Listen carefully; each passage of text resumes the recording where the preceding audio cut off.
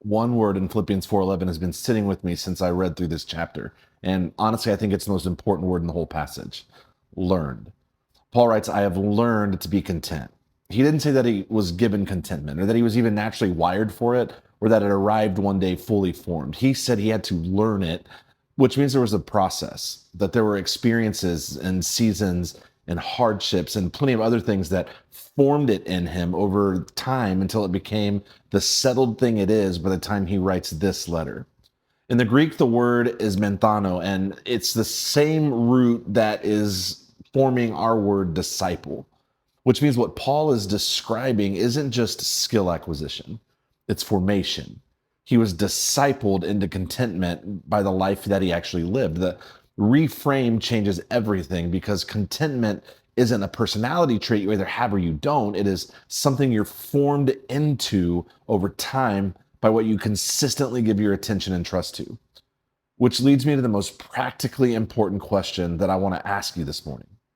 What is discipling you? Because something always is. Your closest relationships are forming you towards something, either toward a settled sense of enough or toward a chronic restlessness that tells you what you have isn't quite right. The voices you give consistent access to are shaping your baseline assumptions about your life without you fully realizing it. And your phone, I'll say it plainly and move on, is discipling you every time you open it because the feed is curated to produce desire and comparison and the quiet but persistent sense that someone else's life is slightly better than yours. I know this personally because comparison is one of my own consistent battles.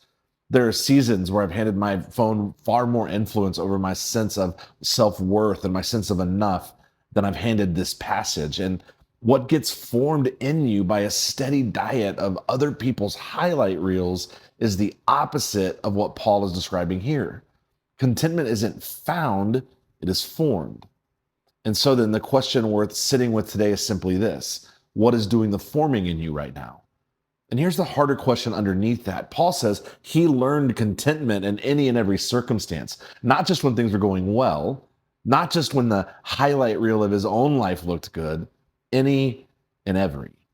What does that actually mean? And is it even possible when you're not winning? That's where we're headed.